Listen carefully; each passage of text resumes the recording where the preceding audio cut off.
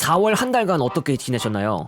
울산에서 촬영 당시에 미세먼지나 황사 섞인 비 때문에 계속 마스크를 쓰고 있어야 되다 보니까 분명 대중교통 내 마스크 착용 권고사항으로 바뀌게 됐음에도 불구하고 참 그것 때문에 갑갑한 느낌이 들었습니다. 이제는 그 농도가 좀 줄어들었으면 하는 바람이 있습니다. 자, 여러분 4월 한 달간 있었던 소식들이나 일들을 한번 살펴보는 시간을 가져보도록 하겠습니다.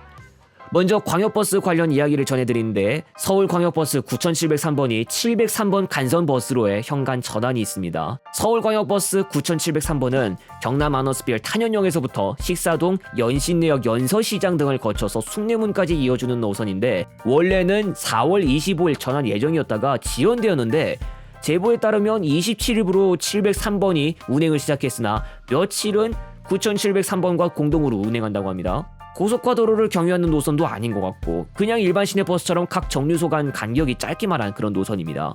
현관 전환으로 요금 내려가는 효과를 보는 것은 좋을 거라 생각이 듭니다. 다만 장거리 시내버스 단축이라는 요소도 간과는 못하는데 최근에 광역버스 9403번의 동대문 구간이나 광역버스 9408번의 영등포나 동장역 쪽 구간이 완전히 잘린 경우도 있었는데 만약에 향후 703번에도 그런 낌새가 보인다든지 아니면 그 밖에 다른 요소가 보인다면 노선 조정을 가할 가능성은 있을 것으로 보입니다.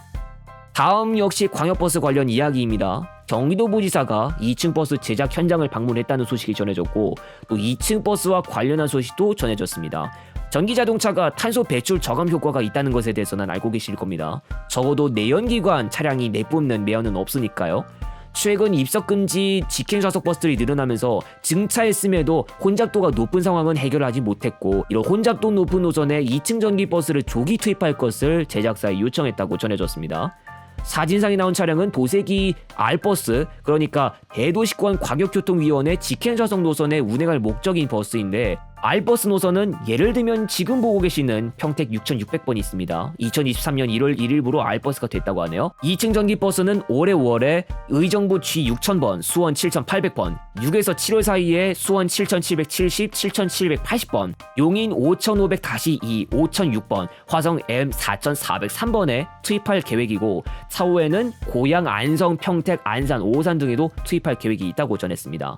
안성 한경대 양재 심리숙 간 직행좌석은 원래 5월 개통 예정이었으나 버스 구입이 늦어져서 6월로 연기됐다는 이야기가 소식통을 통해 전해졌습니다. 그리고 대광이 경기도 관계자, 운수회사 관계자와의 버스 운송 협의도 있었는데 차량 11대 구입을 5월 20일까지 하고 2층 전기버스 8에서 9월 도입 등에 대한 내용이 있었습니다. 이 직행좌석 버스 노선은 지난해 10월 중 노선이 확정되었고 또 안성에서 서울까지 카드 기준 2,800원에 이용할 수 있는 메리트를 가지고 있으나 한 가지 걱정된다면 경로가 서초구청을 지나가지만 서초구청에 정차를 하지 않고요. 서초구청에서 조금만 북쪽으로 올라가면 또 강남역이 나오는 거 아시죠?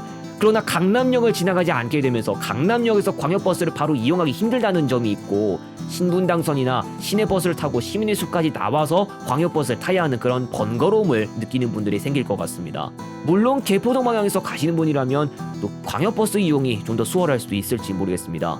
서울 안보터미널이나 서울고속버스터미널에서 가는 시외버스들이 계속 운행 중이기 때문에 일단 노선 차별화에 대한 문제가 있기도 하니까 양재 시민의 숲으로 종점이 정해진 것이라고 할 수 있겠지만 다른 광역버스들과 비교하면 신논현역이나 강남역에서 바로 이용할 수 없는 게 좀 단점이 부각되는 것 같습니다. 다음은 고속시외버스로 넘어가서 코리아와이드 쪽 관련 이야기인데 인천공항 노선 관련 이야기를 전해드립니다. 인천공항으로 들어가는 노선들의 운행 횟수나 운행 시간 조정이 이루어지는데 KW 진안 담당의 인천공항 구미 대구 북부 2회에서 4회로 증회, 경남고속과 KW 경북 담당의 인천공항 부산 노포 및 부산 해운대 노선은 7회에서 8회가 되는데 순 KW 경북 담당 운행 횟수 1회 증가입니다. KW 경북과 KW 대성 담당의 인천공항 동대구 구간은 27회에서 25회가 되는데 여기에서 구미 경유 차량편이 아예 없어지게 되고 원래 이 구간을 운행하는 차량편 가운데에서 경산 인천공항 간 운행하는 차량편이 있는데 이것도 원래 동대구 경유였다가 5월 1일부로 전회 구미 경유로 바뀌게 됩니다. 인천공항 정산 구간의 운행 횟수는 변함없으나 운행 시간이 조정되니까 참고하시기 바랍니다. 참고로 인천공항 구미 구간의 운행 횟수는 KW 진안을 제외한다면 5회에서 4회로 줄어든다는 점이 있으나 KW 진안의 구미 경유 대구 북부행에 2회 추가가 이루어진다는 점이 있습니다. 인천공항, 진주계양, 통영, 거제구현 노선은 이번 조정 대상에서 제외였습니다. 시외버스로 운행하고 있는 노선들 가운데서 지난달에도 물론 그랬겠지만 4월에도 시외 5등 할증에 대한 이야기가 전해졌습니다. 몇 가지 사례가 있긴 하지만 대표적으로 하나만 좀 말씀드리면 금호고속, 부산 경주고속 시외버스 노선의 시외 5등 할증이 5월 1일부로 이루어집니다. 공지사항에서는 우등 할인 요금을 정상한다고 했는데 그동안 예약처에서 조회할 때 우등 등급을 배치한 모습을 보이면서도 5,700원으로 운영했던 게 7,400원이 됩니다. 사실 금화여행이나 아성천마고속에서 운행하고 있는 부산 노포 경주 포항 노선의 부산 노포 경주 구간 시외 우등 요금은 진작부터 7,400원으로 운영하고 있었기도 해서 부산 노포 경주 간 버스 이용 시 같은 우등 버스라는 틀 안에서 저렴하게 이동할 수 있는 방법은 금호고속을 이용하는 방법이었습니다. 그러나 금호고속 노선도 우등 요금 7,400원이 되기 때문에 이용객 입장에서 조금 저렴하게나마 우등 버스를 이용할 수 있는 메리트가 없어졌다라고 할까요? 시외버스뿐만 아니라 고속버스도 이번에 우등 등급 배치로 인한 실질적인 요금 인상이 있는데 서울 경부 영월 노선이 전에 일반 고속이었다 5월 1일부로 우등 고속으로 바뀌게 되면서 이제는 13,800원이 아닌 21,100원에 이용해야 합니다. 바로 요금 2만원대로 올라가는 것이라 꽤 뇌리에 박힐 것 같은데요. 앞으로 2만원 미만의 서울에서 영월 간 대중교통 이용은 동서울, 영월 구간을 운행하는 시외버스 일반 등급이 아니면 아무래도 방법이 마땅치는 않아 보입니다.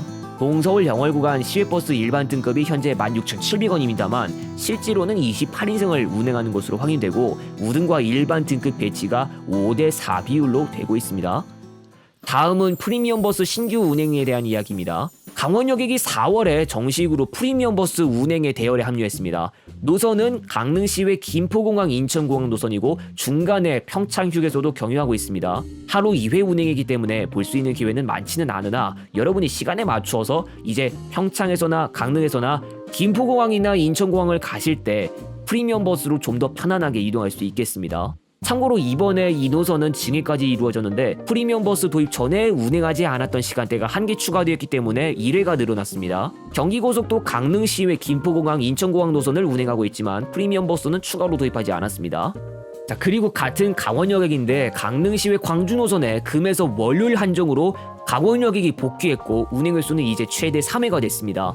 그동안 광신고속에서만 일주일 내내 프리미엄 1회로만 운행해서 광주에서 강릉까지 바로 이동하는 환경이 너무 척박했는데요. 강원여객이 조건부로 복귀했기 때문에 상황이 조금 나아졌습니다.